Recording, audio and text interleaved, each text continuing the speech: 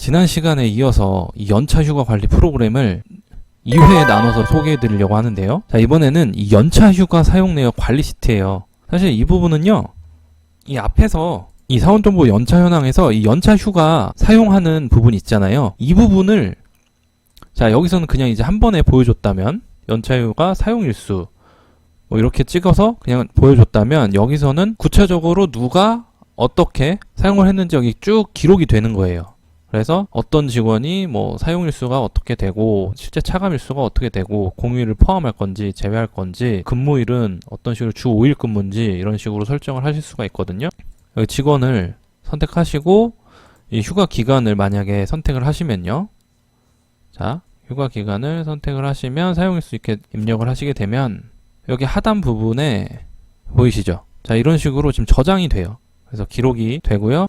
그리고 그 옆에 있는 시트, 연차 추가 공제 관리도 마찬가지로 앞에 있는 그 기능하고 이제 같은 기능을 조금 풀어서 좀 구체적으로 확인하실 수 있다고 생각을 하시면 돼요. 자, 어떤 직원을 선택을 하시고 이 직원에 대해서 연차를 추가하고 공제한 내역을 여기에 이제 추가를 할 수 있는 거죠. 마찬가지로 보시면, 자, 여기 지금 뜨죠? 이런 식으로 한 번에 입력을 하실 수가 있고, 그리고 그 옆에 있는 연차 수당도 마찬가지로, 자, 여기 플러스 버튼, 돋보기 버튼 누르시면은, 자, 여기서 직원을 선택하시고 이 적용 기간에 대해서 이 연차 수당을 계산하실 수가 있습니다. 자, 그리고요, 이 사원별 연차 통계 보시면요, 이 전체 직원 중에서 어떤 직원에 대해서 며칠을 기준으로 얼마만의 기간 동안 이 기준 일자를 지정을 해서 이 직원이 얼만큼 그동안 연차를 사용했는지 조회할 수 있는 거예요. 이거는 입사하고 나서부터 지금까지 이 직원에 대해서 연차 사용 내역을 전체적으로 확인을 하실 수 있는 그런 시트고요.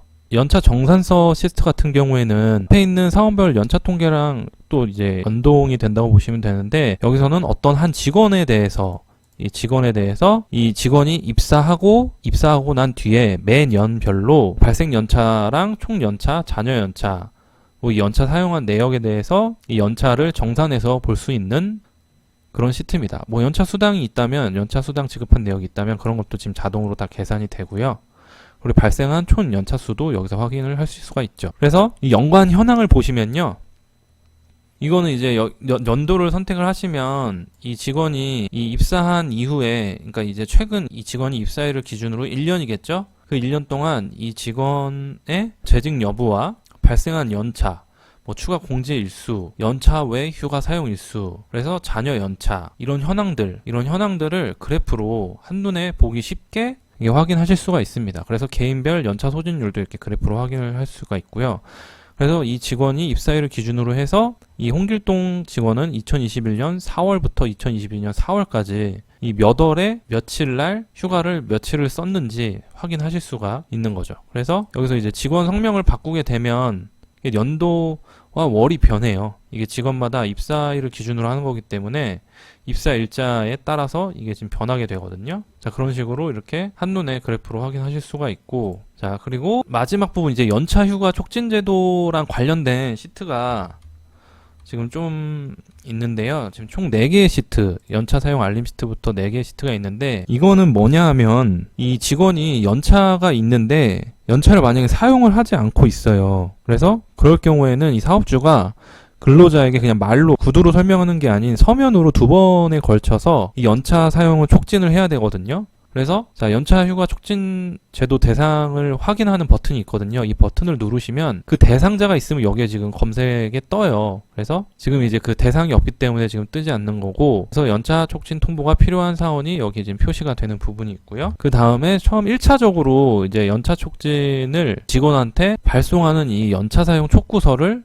양식으로 지금 저장을 해놨어요. 그래서 이 직원에 대한 뭐 연차 발생 시점부터 해서 지금 연차 발생 일수, 뭐 연차 사용 기간, 그리고 잔여 연차 일수, 이런 식으로 지금 남아있는 연차를 통보를 하면서 사용을 하게끔 하는 내용이 남아있고요. 그리고 이 미사용 연차 사용 계획서, 그 앞으로 연차를 언제부터 언제까지 사용하겠다, 이거는 이제 그 직원이 이제 본인이 직접 작성을 해서 제출하는 양식인데, 이것도 지금 포함을 그냥 해드렸고요. 그 다음에 마지막으로 첫 번째 연차 촉진을 먼저 보내고, 그리고 두 번째 연차 촉진 시 이제 발생하는 미사용 연차 사용시기 지정 통보서인데, 이거는 이제 연차 사용 기간이 끝나기 전 2개월 전에 통보를 해야 돼요. 아까 전에 이제 1차 같은 경우는 끝나기 6개월 전에 이렇게 통보를 해줘야 되고요. 그래도 이제 연차를 쓰지 않는다 하면은 이제 연차 끝나기 2개월 전에 서면으로 이렇게 촉구 통보서를 보낼 수가 있습니다. 그래서 지금 뭐 여러 가지 시트가 있지만 어쨌든 입사일을 기준으로 해서 이렇게 다양한 시트 가지고 있고, 이 직원의 연차 굉장히 손쉽게, 이거 계산하려면 되게 머리 아프거든요. 되게 손쉽게 계산할 수 있는 이 연차 휴가 관리 프로그램에 대해서 한번 알아봤고요. 자, 아까 말씀드린 것처럼 저희 엑셀 공작소 사이트에 스토어 찜하기를 진행해 주시고, 이 유튜브 영상 댓글에 스토어 찜한 네이버 아이디와 메일 주소를 남겨주시면 제가 엑셀 공작소에서 현재 판매가 되고 있는 2021년 세무달력 콘텐츠를 메일로 발송해 드리도록 하겠습니다. 마지막으로 이 영상이 도움이 되셨다면 왕따엑셀 구독하기와 좋아요 부탁드릴게요. 다음 시간에 다시 더 좋은 콘텐츠를 가지고 돌아오겠습니다. 감사합니다.